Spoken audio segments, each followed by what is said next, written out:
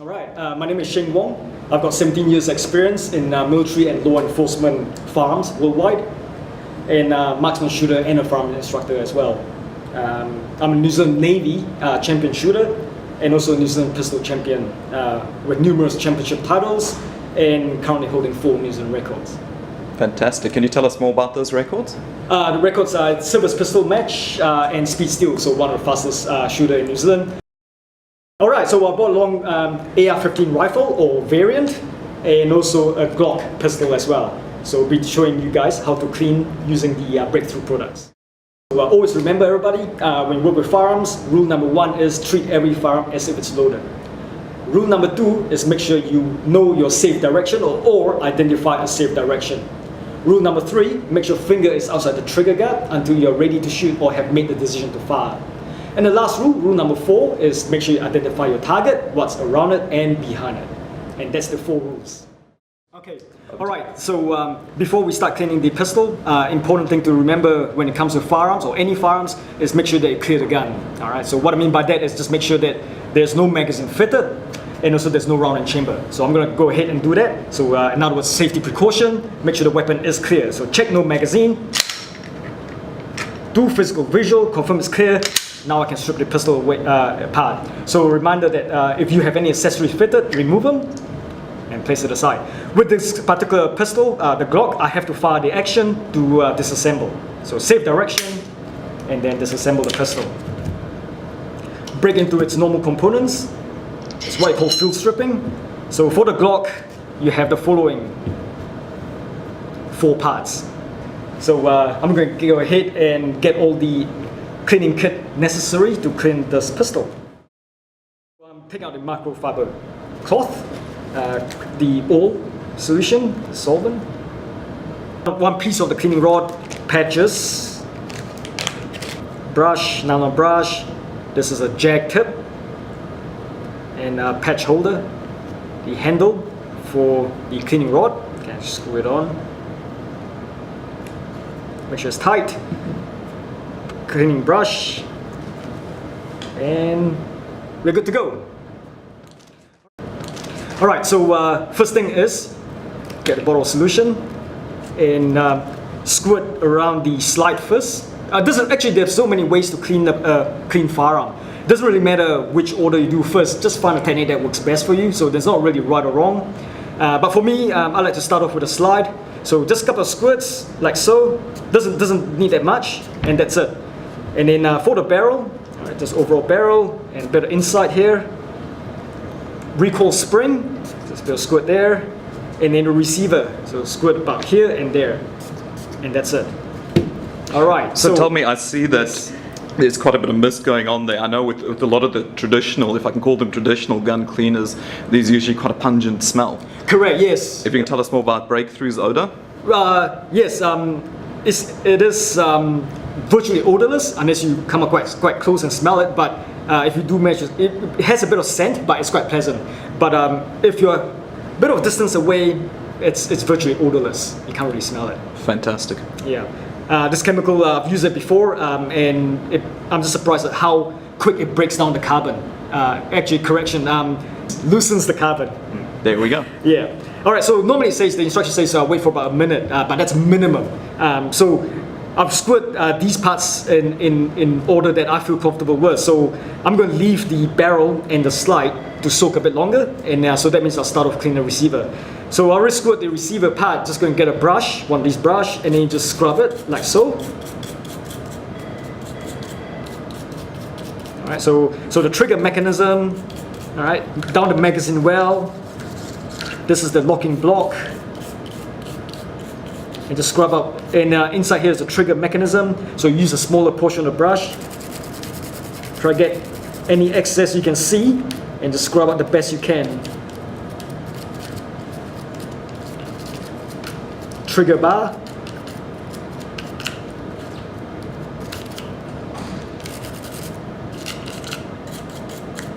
Alright, and then you wipe it with a microfiber cloth. Okay, and that's how you clean the receiver, just like that. Next thing is the recoil spring. So, bit of brush up the springs area. and wipe. And you can see how dirty it is already. Me, normally I clean my firearm every time I use it at the end of the day. Okay. It's a good habit to get into, but knowing the Glock pistol is so reliable, some people don't even clean it after over 1,000 rounds of use. Wow, but you wouldn't recommend that? No, it's best to clean your firearm after each use, especially in case you want to store it. You got to make sure that no rust build up. So the best way is just clean it. So the next part is the slide. So for the slide, you get a brush again, brush out the channel, the slide channels, and then right in here, breech face area, extractor. So for the extractor, you can use the smaller powder brush to get access.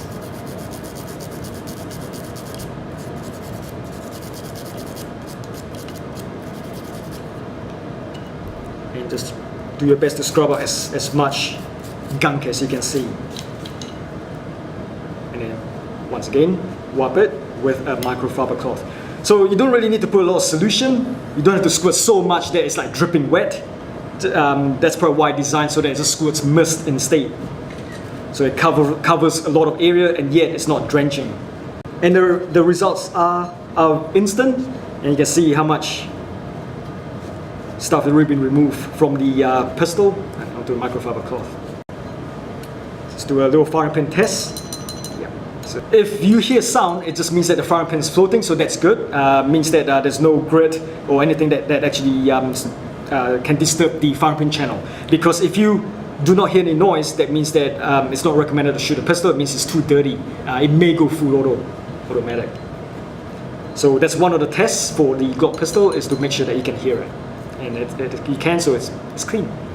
All right, so when it comes to the barrel, all right, so around the feeding ramp, just get your microfiber cloth and just wipe it, like so. And then I like to wipe the front muzzle end of the barrel, and you can see how dirty it is already. And what I'm going to do is I'm going to use the rod and attach the patch holder, and then use the pistol patch, feed it through the patch holder, and I'm going to apply a bit more of the solvent, just to make sure that it gets right into the rifling. Alright, from here just push, and normally I like to push from the chamber end out towards the muzzle, so same position or same direction as bullet travels.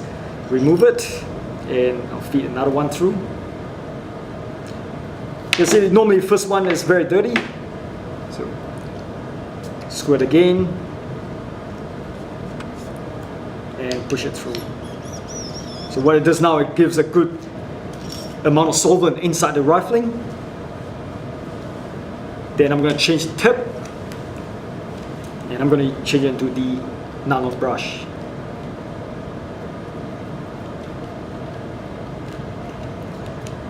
Alright, so from here, nylon brush, it's going to push and pull in and out a number of times. So I might go 3 times, and I might rotate the barrel 3 times. Alright, unscrew, and I'm going to finish off using a jag tip. So with a jag tip, get another clean patch, poke it right in the center, like so, feed it through the chamber end, and slowly push it all the way out. And what does this is going to get rid of all that carbon buildup.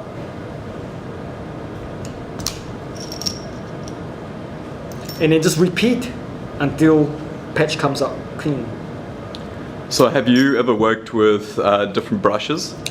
Yes, I have. I work with copper brushes, and the issue with copper brushes is like you have a solvent that actually not copper brushes, brass brushes.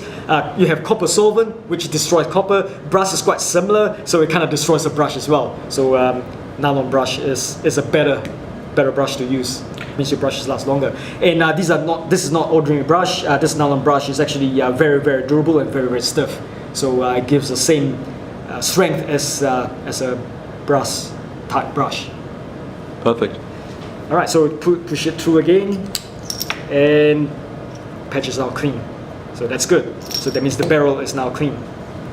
All right, so if you do want to store your pistol, recommend that you put a bit of oil, a light coat of oil inside the barrel. But if you're gonna shoot it, then it's all right. You don't have to oil the barrel.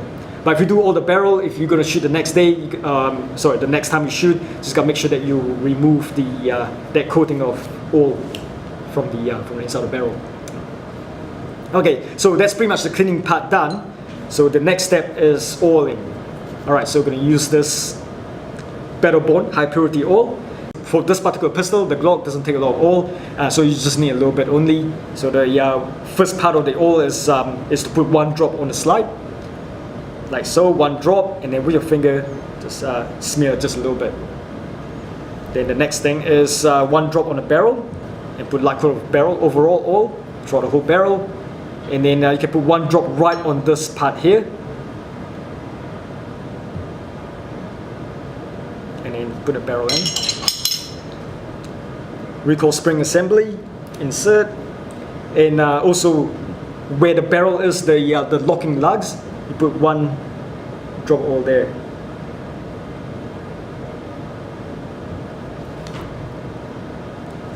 All right, so for the receiver, you're gonna put 4 drops of oil on the rails, and then you're gonna put 1 drop of oil on the trigger mechanism. So because the way this bottle is designed, put a drop on your finger instead and just touch it, so you don't put too much.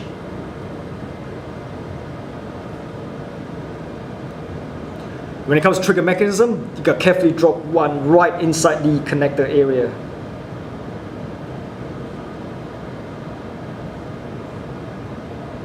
Like so. And then assemble. So identify safe direction. Circle it through, so it spreads the oil, and then with another microfiber cloth, a cleaner one, you can wipe off all the excess oil. You insert your accessory if you have any mounted, and done.